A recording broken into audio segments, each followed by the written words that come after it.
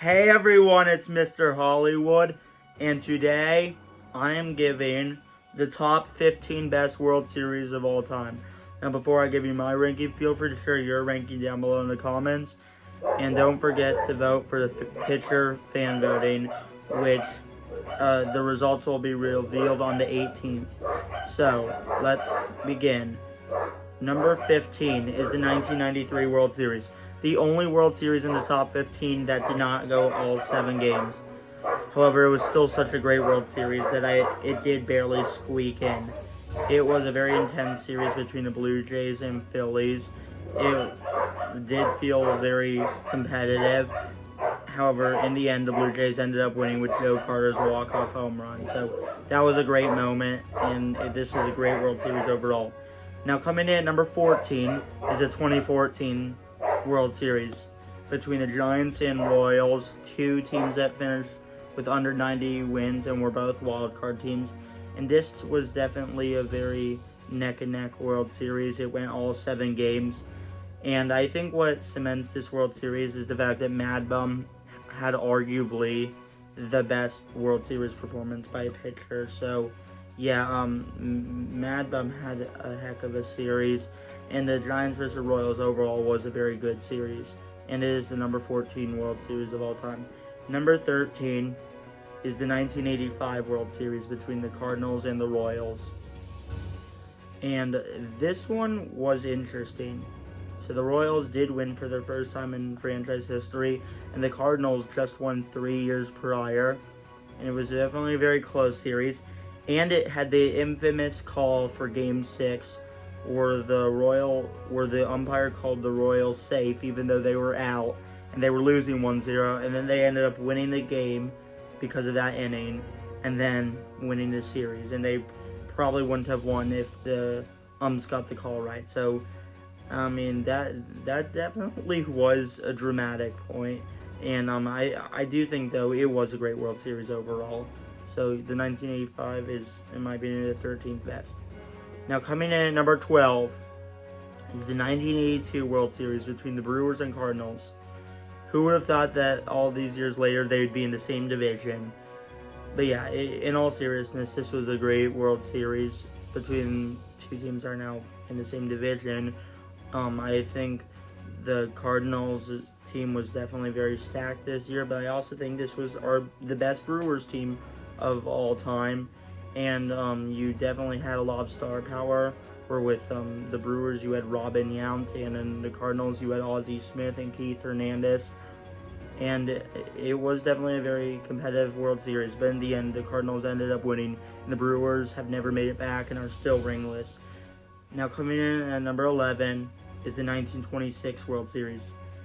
This is the oldest World Series on the list. I'll just say that up front. However, it was such a great World Series. Now, obviously, there isn't a lot of footage from this World Series. However, it was a 7-game series between the Cardinals and Yankees, the teams that have the 2 most rings in MLB history. And the way it ended is partially why I had to put it this high, with Babe Ruth getting caught stealing to end the World Series. He is, to this day, the only MLB player to get caught stealing to end the World Series. And I think that was a great moment where he was trying to go to second base to try to go to a scoring position, but he ended up getting caught stealing, and that ended the World Series. And you also had a lot of star power. You had Babe Ruth and Lou Gehrig for the Yankees. You had Rogers Hornsby for the Cardinals. And yeah, overall, it was just a great World Series. Now, coming in at number 10 is the 1975 World Series between the Red Sox and the Cincinnati Reds. Now, this was the Cincinnati Reds during their dynasty when they were known as the Big Red Machine, with players like Pete Rose, Joe Morgan, and Johnny Bench. And the Red Sox were trying to get their first World Series in 57 years at that point in time. And it was a very competitive series. A lot of the games were very close. Game 6 was one of the all-time great World Series games. That is a pattern you will notice. There were a lot of amazing Game 6, which were kind of, I don't want to say the deciding point for the series, but like they were the highlights of the series. And Carlton Fisk did have that great Game 6 walk-off for the Red Sox. The Reds still won for Game 7, but it was only a one-run game. And yeah, overall, this series was just very competitive, and it is one of the best of all time. Now, coming in at number 9 is the 1997 World Series between the Marlins and Cleveland. And this was just a great World Series. The Marlins were still relatively new team at that point in time, and were trying to win their first World Series ever. And Cleveland hadn't won in 49 years at that point in time. They right now have the longest active World Series drought. And the two played a very competitive series. But in the end, the Marlins had a crazy walk-off where it was bases loaded in the bottom of the 11th, and then they were able to hit a single that went right through second base for them to win the World Series. But yeah, overall, it was a great World Series. It is number 9. Coming in at number 8, and I was debating of where I would put it, but it is the 2025 World Series, the most recent.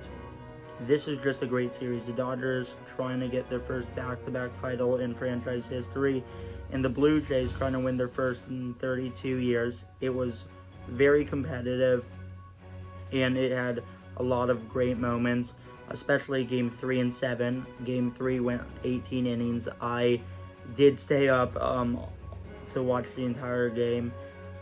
It was just great, and the Freddie Freeman walk-off was just, I mean, it was in a lot of ways just as amazing as his walk-off grand slam last year, just for very different reasons, but they're both amazing in their own way. And then Game 7 was just so intense, 11 innings. The Dodgers were losing for most of it, then Miguel Rojas tied in the 9th, then Will Smith hit the go-ahead home run in the 11th, and then the Dodgers were able to turn a double play to win the World Series back-to-back for the first time in their team history. It was just a great World Series overall. It was very competitive. The Blue Jays, I gotta give it to the Blue Jays. They did play their heart out. They gave it everything they had. But in the end, the Dodgers ended up winning. And overall, though, it was just a great World Series. Now, coming in at number 7 is the 2002 World Series. I feel like this World Series is criminally underrated because I feel like it kind of gets overshadowed by the 2001 World Series. However, this 2002 World Series was great. It was the Angels versus the Giants. The Giants, when they had Barry Bonds and Jeff Kent, two of the greatest players of the time. And the Angels didn't really actually have any true superstars. They were just consistently really good. And the Giants were winning by 5 runs in Game 6. And it was like, yeah, there was no way the Angels were going to win at that point. And also, I mean, with Barry Bonds in the lineup and Jeff Kent, and like Barry Bonds was just incredible that series. He hit like 4 home runs. I believe he was hitting like 400. He got walked so much. I mean, it was just insane, Barry Bonds during that era. But yeah, the Angels were able to come back from a 5-run deficit, win Game 6, and then eventually Game 7.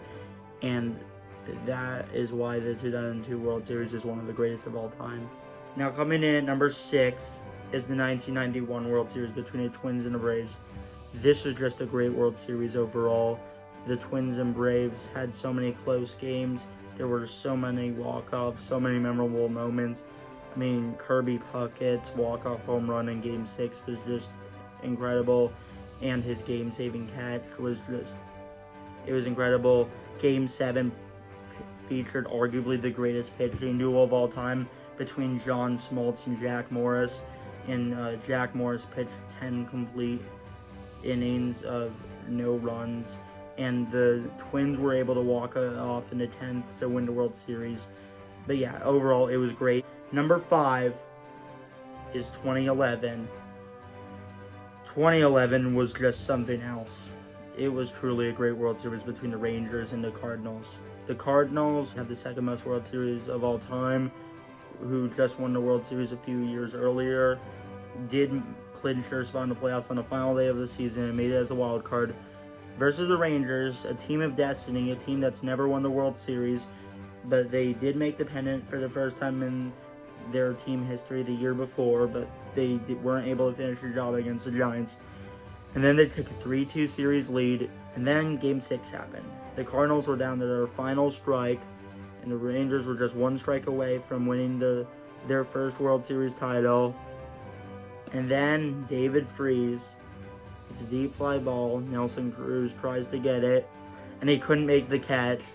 And then, against all odds, the Cardinals were able to tie it with David Freese. Ended up hitting a triple, and he scored 2 runs. And then even the 10th inning, I think a lot of people underrate Berkman in that game, and really just in the entire series, because he also tied it in the 10th when they were also down to their final strike. And then the 11th inning, David Freese was able to hit the walk-off home run, and he was able to win World Series MVP. And even though Game 7 wasn't particularly close, overall though, it was still a great World Series. And the Rangers, they were so close to winning it. For luckily, they won it 2 years ago. But yeah, it was a great World Series between the Cardinals and Rangers. And in my opinion, it is the 5th best. Number 4 is the 2019 World Series. Now this one, I was debating where to put this, because a lot of the games weren't even particularly close. However, I still felt like it was a great World Series overall. The away team won every game, which was extremely shocking. And I mean, the Nationals were the heavy underdogs. They were the biggest underdogs in World Series history, because the Astros were the highest favored to win in a World Series matchup. And the Nationals were able to easily win the first 2 on the Astros turf. And then the Astros were then able to win the next 3 in the Nationals turf. And then the Nationals were able to win Game 6. And then for Game 7, the Astros had the lead for most of it. And then Howie Kendrick hit the go-ahead home run in the 7th inning. And then the Nationals never looked back. And they ended up winning the first World Series title in franchise history. And now the top 3. At this point, I think these next 3 are on a whole nother level. However, number 3 is the 2016 World Series. I do think this might be universally agreed upon to be the best World Series of all time. And I think that is fair enough. But for me, it's number 3. But it was still an amazing World Series. The Cubs trying to win their first World Series title in 108 years. Cleveland trying to win their first World Series title in 68 years. These two had the 2 longest active World Series droughts at that point in time. The Cubs lost Game 1, and then they did win Game 2, so it was tied 1-1. And then going back to Wrigley, this should have been their shot to finish it there. And then they lost Game 3 and 4, and now all of a sudden they were down 3-1. And then they played 3 of the most excellent games. They won Game 5, they won Game 6, and Game 7 was one of the all-time great games. The Cubs were leading for most of the games. Cleveland kept tying it, and then the Cubs looked like they were able to have no problem with Aroldis Chapman coming, who was their best reliever at that point in time. And then Rajai Davis tied it, and then the rain delay, where the Cubs were probably so stressed out, and I imagine Cleveland was too, and it was just so intense. And then Ben Zobrist hit the go-ahead hit in the 10th inning, and then, against all odds, the Cubs were able to win their first title in 108 years. Number 2, the 1986 World Series. I think a lot of people wanted the Red Sox to win. They were able to win the first 2 on the Mets territory, but then they lost 2 of the 3 on their own. But then Game 6 happened, and they were leading going into the bottom of the 10th, 5-3. They got the first 2 out, nobody on. The Mets were down to their final out, and Calvin Schiraldi, who was on the Mets the year before, who had a great season, was hoping to close out. And what was interesting about the game is that the Red Sox took out Roger Clemens early, who won MVP that year, and he was having a great game. But then the Mets got a pair of clutch hits, and then they brought in Bob Stanley, who then threw a wild pitch for the game to tie. And then Mookie Wilson's roller to Bill Buckner. Bill Buckner made the error, and the Mets, despite the fact they were 1 strike away, were able to win the game. and then they were able to come back and win Game 7. And it was great because the Mets obviously made a bunch of clutch comebacks, and because the Red Sox were so close. But anyways, it was a great World Series. It had a lot of great performances. It was so intense start to finish, and overall, it was just great overall. So it is number 2. But in my opinion, the best World Series of all time is 2001. This one is a staple in World Series history. The home team won all 7 games. The Yankees were trying to four-peat, and the Diamondbacks, who were only in their 4th year of existence, were trying to get their first World Series title and become, I believe, the quickest team to win the World Series in terms of years they existed. And then Game 7 happened, and that was one of the greatest games. I would even say it might be a top 3 greatest game. It started off as a very intense pitching duel between Roger Clemens and Curt Schilling, and then Roger Clemens did give up a run, and then Curt Schilling gave up 2 runs, and they both got pulled out relatively early. And then, to stop the bleeding, they brought in Randy Johnson, who just threw 100 pitches the day before, and he was lights out during those 2 innings. Diamondbacks were then down to their final 3 outs because they were not giving the team any run support. And the Yankees had Mariano Rivera, one of the greatest postseason players of all time and the greatest reliever of all time. The Diamondbacks were down to their final 3 outs, down by 1, in a must-win. And then, against all odds, they were able to come back. And that Luis Gonzalez walk-off hit was, I'm just going to say it was cinema. The entire World Series was just cinema, and to me, it is the greatest World Series of all time. Now, thanks for watching. Feel free to share what you think are the greatest World Series down below in the comments, and I cannot wait to do what I think are the worst World Series tomorrow. I'll do my bottom 5 tomorrow. Don't forget to vote for the pitching fan vote, and feel free to share what you think are the best World Series down below in the comments, and peace out.